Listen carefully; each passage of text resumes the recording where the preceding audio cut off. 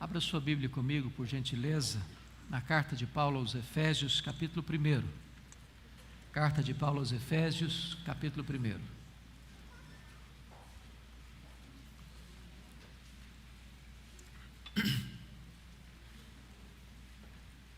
Nós faremos a leitura dos versos 3 ao verso 14.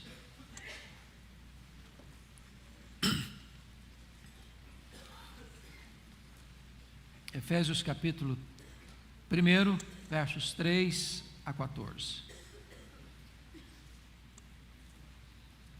Bendito Deus e Pai de nosso Senhor Jesus Cristo, que nos tem abençoado com toda sorte de bênção espiritual nas regiões celestiais em Cristo, assim como nos escolheu nele, antes da fundação do mundo, para sermos santos e irrepreensíveis perante Ele, e em amor nos predestinou para Ele, para a adoção de filhos, por meio de Jesus Cristo, segundo o beneplácito de Sua vontade, para louvor da glória de Sua graça, que Ele nos concedeu gratuitamente no amado, no qual temos a redenção, pelo Seu sangue, a remissão dos pecados, segundo a riqueza da sua graça, que Deus derramou abundantemente sobre nós, em toda sabedoria e prudência,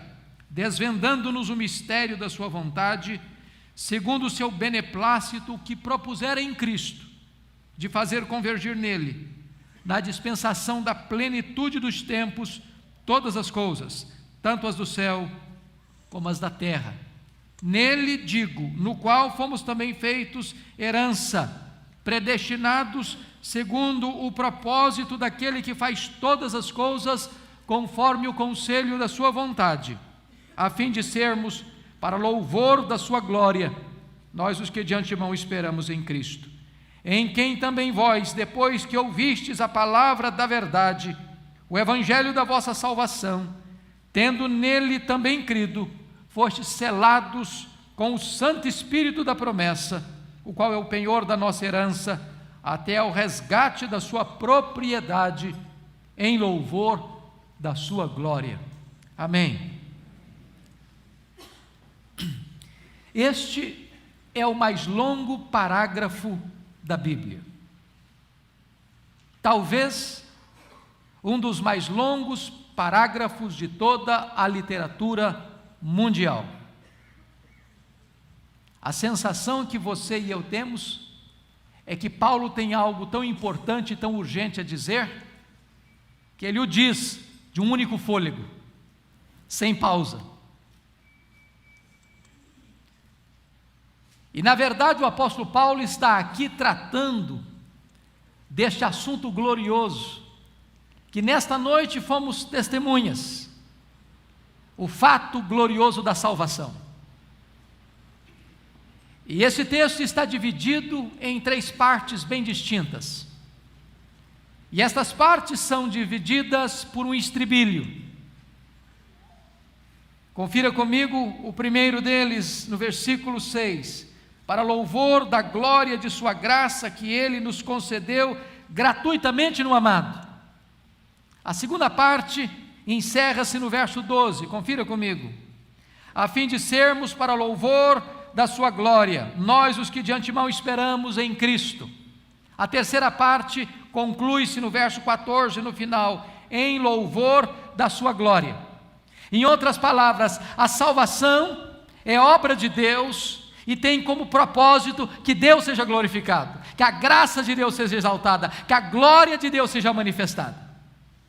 Nesse primeiro parágrafo, você vai ver a obra de Deus Pai. Nesse segundo parágrafo, ou melhor, nessa segunda parte, você vai ver a obra do Deus Filho. E na terceira parte, você vai ver a obra do Deus Espírito Santo. Em outras palavras, o Deus Pai, o Deus Filho, o Deus Espírito Santo está engajado, envolvido na sua salvação. Hoje, o sentimento que brota e explode da nossa alma é um sentimento de muita alegria, de muita gratidão. E o apóstolo Paulo inicia então esse texto com a doxologia, com a exaltação a Deus, dizendo: bendito Deus e Pai de nosso Senhor Jesus Cristo. E ele diz que Deus já tem nos abençoado. Você é um abençoado de Deus. E abençoado não com algumas bênçãos, mas com toda sorte de bênçãos. Eu gostaria apenas de destacar, por exemplo, algumas bênçãos da graça comum de Deus. Deus é o Deus que nos deu a vida. Deus é o Deus que nos dá a saúde. Deus é o Deus que nos fortalece na hora da doença. Deus é o Deus que nos deu o paladar, e é o Deus que deu diversos sabores aos alimentos.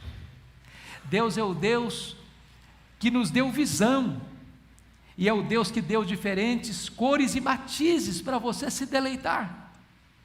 Deus é o Deus que deu a você audição, e deu diferentes sons para você usufruir. Deus é o Deus que dá o pão sobre a sua mesa. Deus é o Deus que dá água fresca para você matar sua sede. Deus é o Deus que coloca ar nos seus pulmões e dá a você o privilégio de respirar. Deus é o Deus que abençoa você com a dádiva da inteligência, com a criatividade, com a capacidade de produzir, de criar, de conceber, de lucubrar, de investigar, de perquirir, de descobrir. Deus é o Deus que deu para você a bênção do sentimento, para que você não fosse uma pedra existencial, com capacidade de reagir e de sentir, e de responder e de corresponder a um relacionamento. Deus é o Deus que abençoou você com a família, que deu o privilégio de ser pai, o privilégio de ser mãe, o privilégio de ser filho, de ser filha, de ser irmão, de ser avô, de ser avó, de ser tio, de ser tia, o privilégio de você se relacionar com amigos. Deus deu a você o privilégio de pertencer a uma igreja, onde você pode frequentar, onde você pode ser amado, onde você pode amar, onde você pode dar, onde você pode receber, onde você pode interagir. São tantas as dádivas de Deus, e Paulo diz: bendito Deus e Pai de nosso Senhor Jesus Cristo, que nos tem abençoado com toda sorte de bênção espiritual nas regiões celestes em Cristo. Agora Paulo vai focar sua atenção nas bênçãos da graça especial de Deus. Paulo vai focar sua atenção na bênção da salvação. E eu queria hoje destacar com você algumas dessas bênçãos superlativas e maiúsculas que Deus nos deu. Confira comigo, por favor, versículo 4. Primeira verdade: assim como nos escolheu em Cristo antes da fundação do mundo. Essa é a primeira verdade bendita que eu quero partilhar com você nesta noite. Você foi escolhido por Deus. Isso significa que você foi amado por Deus. Deus pôs o coração dele em você. Deus concentrou a sua atenção plena em você. E talvez nós façamos aqui algumas perguntas: quem nos escolheu? E ele está dizendo que o Pai nos escolheu. Foi o próprio Deus quem pôs o coração em você. Não foi você quem escolheu a Deus, foi Deus quem escolheu você. Não foi você quem amou a Deus primeiro, foi Deus que amou você primeiro e atraiu você com cordas de amor. Mas você pergunta: mas quando aconteceu isso? E Paulo responde: antes da fundação do mundo. Quando não havia ainda sol, quando não havia ainda lua, quando não havia ainda estrelas, quando não havia ainda mar, quando não havia ainda terra, quando os anjos ainda não existiam, quando ainda os passaredos não voavam hilariantes e cantando, quando ainda não havia astros, quando não havia ainda planetas, quando ainda não havia mundos estelares, quando o universo ainda não havia sido criado, Deus já havia colocado o seu coração em você e amado você e escolhido você para a salvação. A sua salvação não foi uma decisão de última hora, não foi um plano B, porque o plano A havia fracassado. A sua salvação foi planejada por Deus nos refolhos da eternidade, antes da criação do mundo. E talvez você pergunte assim ainda: mas qual foi o agente dessa escolha? E Paulo responde: Deus nos escolheu antes da fundação do mundo em Cristo Jesus. Ele é o eleito de Deus, e nós fomos escolhidos nele, nós estamos inseridos nele. É por causa dele, de Jesus, o Filho amado de Deus, o Filho unigênito de Deus, é que agora você também foi atraído para esta família, de tal maneira que Jesus Cristo é o nosso irmão mais velho, é aquele que nos leva à presença do Pai, é por meio dele e é nele que você e eu somos escolhidos para a salvação. E talvez você pergunte ainda: mas qual é o propósito desta escolha divina? E Paulo responde: para sermos santos e irrepreensíveis perante Ele. Como é triste quando algumas pessoas pegam uma verdade tão bela e tão sublime como esta, para dizerem assim: bom, eu vou viver uma vida de marasmo, de sequidão, ou até mesmo amando as coisas do mundo e vivendo do jeito que eu quero viver, porque eu sou escolhido de Deus, e porque eu sou escolhido de Deus, eu estou seguro.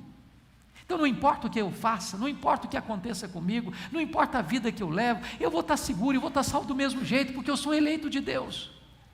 Aqueles que imaginam isso estão rotundamente equivocados.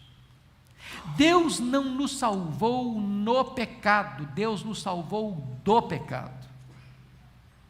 Deus nos salvou não para vivermos uma vida entregue ao pecado, Deus nos salvou para a santidade. A única evidência e prova que você pode dar de que você é um escolhido de Deus é se você ama a santidade e se você está buscando uma vida de irrepreensibilidade. Deus nos escolheu em Cristo para sermos santos. Deus nos predestinou para sermos conforme a imagem do seu Filho. Nós fomos escolhidos em Cristo por causa da obediência e por causa da ação do Espírito Santo de Deus em nós, e não para vivermos em pecado. Essa é a primeira verdade. Deus escolheu você para você ser parecido com Jesus. Há uma segunda verdade, há uma segunda bênção que eu quero destacar aqui. Confira comigo, por favor, o que está escrito no versículo 5. Deus nos predestinou para Ele, para a adoção de filhos. Meus amados irmãos, que verdade bendita! Nós fomos adotados na família de Deus. Nós de fato somos filhos de Deus. É muito provável que nesse auditório haja filhos adotivos. E é um fato tão bonito isso, porque um filho natural, do ponto de vista humano, pode vir ao mundo sem ter sido planejado por seus pais. Isso não acontece com a adoção. A adoção é um ato deliberado de amor. A adoção é uma decisão consciente e madura de escolher alguém que não é filho, mas que se tornará filho. Eu quero dizer para você que Deus não escolheu a você e a mim, porque Deus viu em nós alguma coisa muito bonita, e então Deus tenha sido atraído por isto que viu em nós, então Ele nos escolheu e nos adotou. Absolutamente não. Como é que Deus nos adotou? Quando é que Deus nos adotou? De que forma que nós éramos? Se você perceber, a Bíblia diz que nós éramos filhos da ira, e Deus nos adotou como filhos do seu amor. É como se nós estivéssemos diante de um tribunal, olhando para um réu que cometeu sérios delitos, e que naquele julgamento mereceria a penalidade máxima da morte, e de repente o juiz não apenas o indulta, não apenas o perdoa por causa da justiça de outro alguém, mas resolve tomar uma outra decisão, adotar aquele que era réu condenado à morte como seu filho, como membro da sua família. você foi adotado na família de Deus, você é filho de Deus, você é herdeiro de Deus. É curioso que lá na história antiga de Roma, quando alguém adotava um filho, tinha testemunhas que esse fato era real. E mais, aquele filho adotado, ele perdia as pontes de contato com a sua família antiga e agora recebia um novo nome, o nome da nova família, e se tornava legítimo herdeiro deste novo pai. Pois Deus também apagou o seu passado. Deus fez de você agora uma nova criatura. Deus te deu um novo coração, uma nova mente, uma nova vida, um novo nome, uma nova família. Agora você tem um novo pai, agora você tem um irmão mais velho, agora você tem uma nova família, a família de Deus, e agora você é herdeiro de Deus e você é co-herdeiro com Cristo. Você é amado de Deus. Quantas vezes a gente passa por momentos difíceis na vida, turbulências, e às vezes até perde de vista a beleza e o encanto desta verdade. Um dia, uma pessoa estava reclamando da vida com um irmão puritano, lá do século XVII, e esse irmão perguntou assim: você acha pouco o fato de você ser amado por Deus? Você acha pouco o fato de você ser filho de Deus? Mas essa verdade vai além, porque agora, além de ser adotado na família de Deus, você foi gerado pelo próprio Deus. Você foi gerado pela divina semente, por obra do Espírito Santo, e agora você carrega em você a natureza do próprio Deus, porque você é coparticipante da natureza divina. Você é duplamente filho de Deus. Porque Deus adotou você e porque Deus gerou você pelo poder do seu Espírito. Bendito seja Deus por bênção tão grandiosa. Mas confira comigo que Paulo ainda avança um pouco na sua argumentação e vai nos falar de uma terceira grande bênção pela qual estamos agradecendo a Deus nesta noite. Olha comigo, por favor, versículo 7. Vamos ler juntos? Versículo 7. No qual temos a redenção pelo seu sangue, a remissão dos pecados, segundo a riqueza da sua graça. Meus irmãos, cada palavra dessa tem o peso de 1 tonelada. A palavra redenção remete-nos a uma linguagem comercial, a uma linguagem de mercado. Deus nos resgatou. Deus nos redimiu. De quê? Se você olhar o capítulo 2 de Efésios,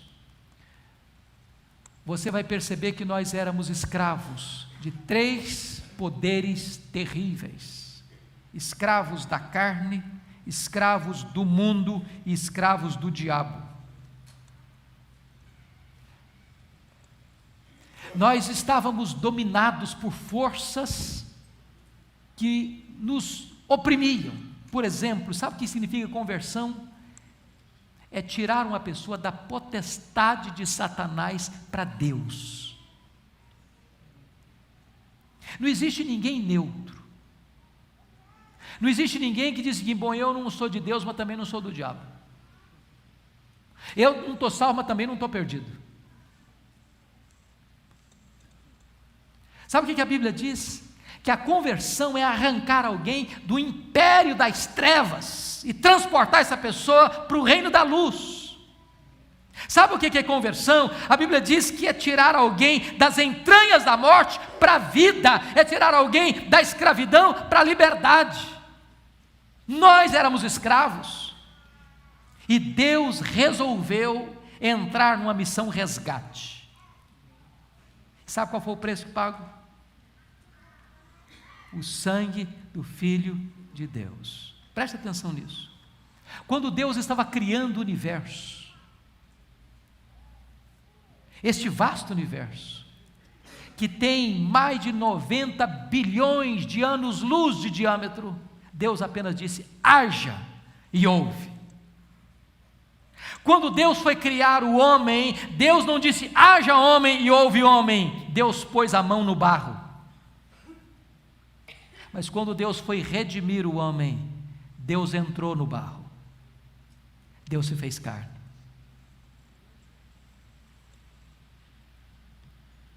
E esse que se fez carne veio como nosso representante, como nosso substituto. E ele tomou o nosso lugar.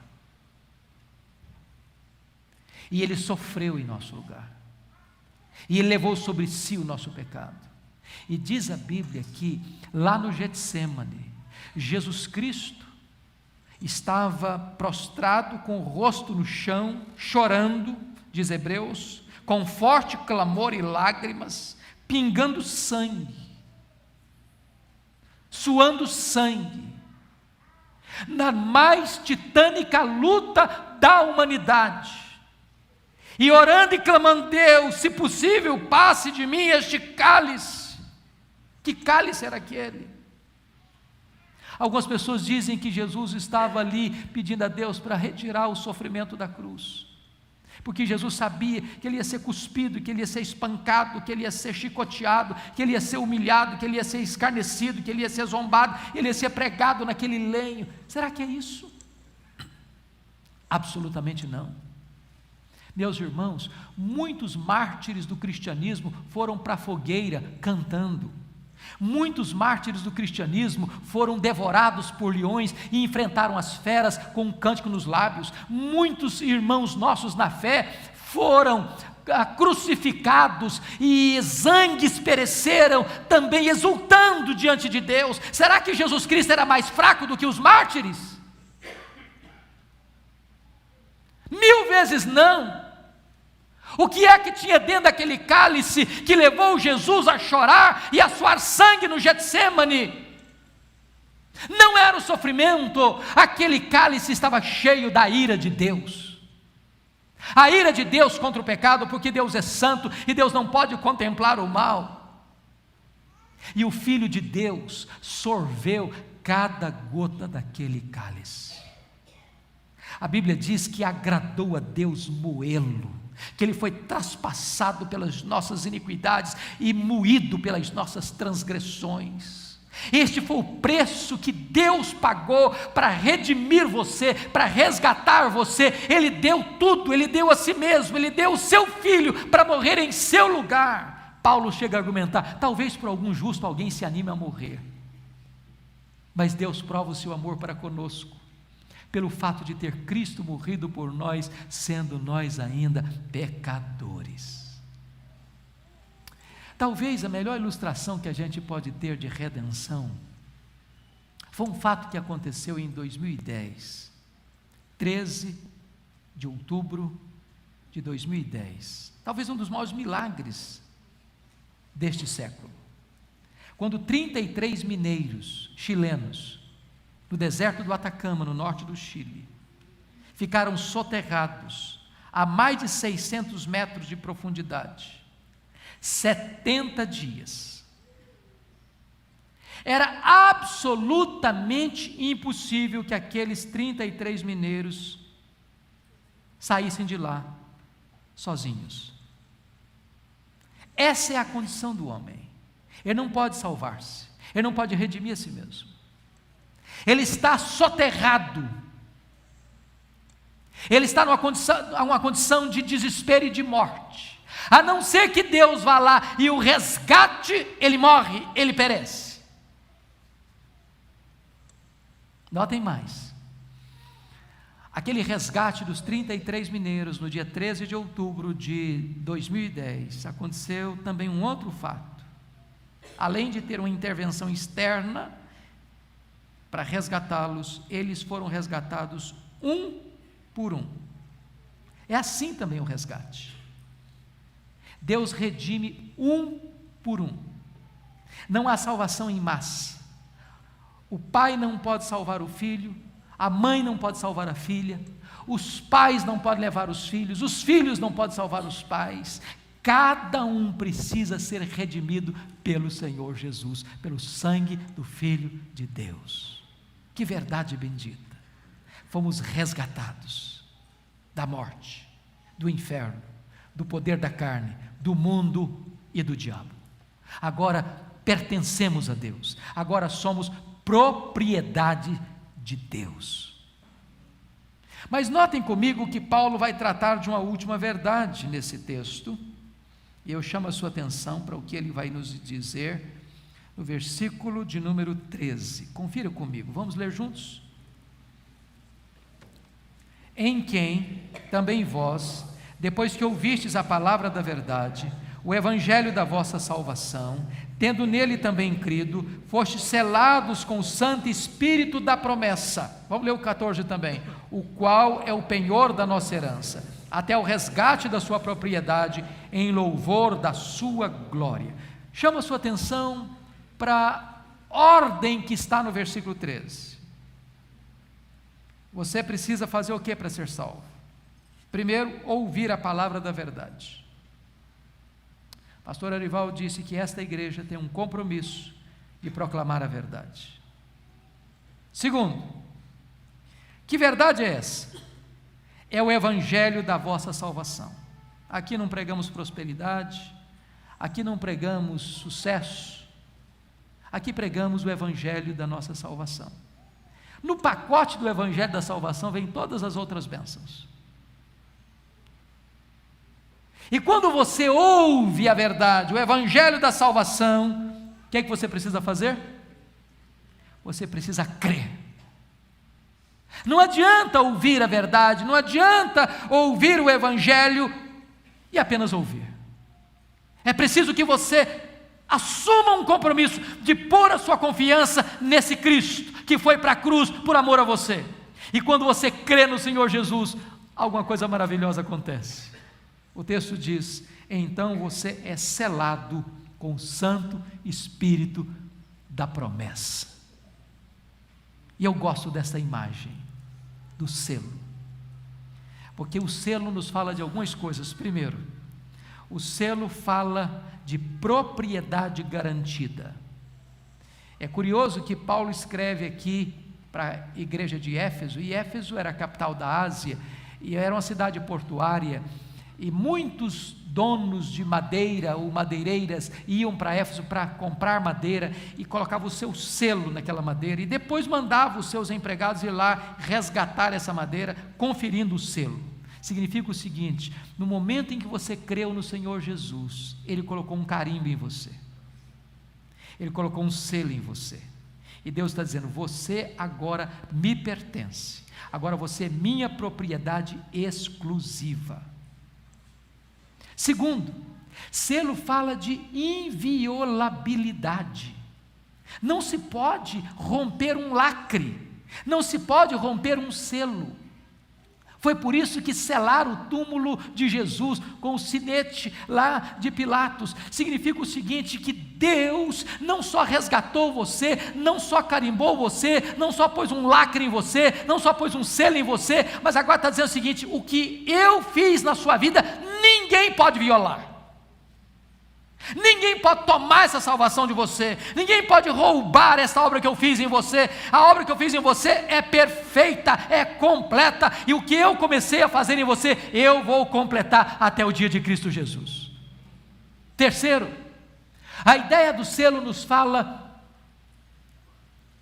de qualidade, de genuinidade. Quando você compra um produto, que normalmente se põe o selo, está dizendo: esse produto é legítimo, não foi adulterado, ele é um produto que você pode confiar. Eu quero dizer para você que a obra que Deus fez na sua vida é legítima, é real, é pura, não é algo estranho, não é algo diluído, não é algo falso, é algo verdadeiro. E qual é a evidência que Deus está falando a verdade? O versículo 14 responde: esse Espírito Santo da promessa é o penhor da nossa herança. O que é penhor? Penhor significa anel de noivado. Você entrega este anel com a seguinte promessa: eu vou consumar esta aliança. Aqui na terra a gente desfaz noivado, faz noivado, desfaz noivado, mas Deus não é um homem para mentir. Quando Ele promete, Ele cumpre, porque Ele não quebra a sua aliança, Ele não muda. O que Deus está dizendo é o seguinte: eu vou te dar o Espírito Santo vai morar em você, vai selar você, e o que eu estou dando o Espírito Santo para você, é que eu prometo e eu garanto que eu vou completar esta obra que eu já comecei na sua vida, até que eu resgate você como minha propriedade. E o que significa esse resgate? É a glorificação. Louvado seja Deus, meus amados, porque o final desta linha é a glória, e nós vamos receber um corpo novinho em folha, um corpo que não vai ter mais cansaço, que não vai ter mais fadiga, que não vai ficar mais velho, que não vai ficar mais doente, que não vai perder mais a memória, que não vai ter os músculos esmagados, que não vai ter mais flacidez nos músculos, um corpo que não vai ter mais defeitos, um corpo que vai ser plenamente perfeito, incorruptível, imortal, poderoso, glorioso, espiritual, celestial, como o corpo da glória do Senhor Jesus. E você pode ter certeza de que Deus vai completar essa obra. Quando Ele voltar em glória, Ele vai resgatar esse corpo para estar reinando com Ele para sempre e sempre e sempre. Se você estiver vivo até lá, ou naquele dia, você vai ser transformado e vai ser arrebatado para encontrar Jesus nos ares. Mas se você já tiver partido, nenhum prejuízo para você, porque a sua alma já está glorificada no céu, e antes dos vivos serem transformados, os mortos em Cristo vão ressuscitar primeiro, com corpos incorruptíveis, imortais e gloriosos, para encontrar o Senhor Jesus nos ares. Esta é a salvação que começou lá na eternidade, que vai ser consumada na volta de Jesus. Por isso, você e eu poderíamos ler de novo juntos o versículo 3. Vamos ler? Bendito o Deus e Pai de nosso Senhor Jesus Cristo, que nos tem abençoado com toda a sorte de bênção espiritual nas regiões celestiais em Cristo. Você é uma pessoa muito abençoada, muito abençoada. Deus abençoe o seu coração nesta noite.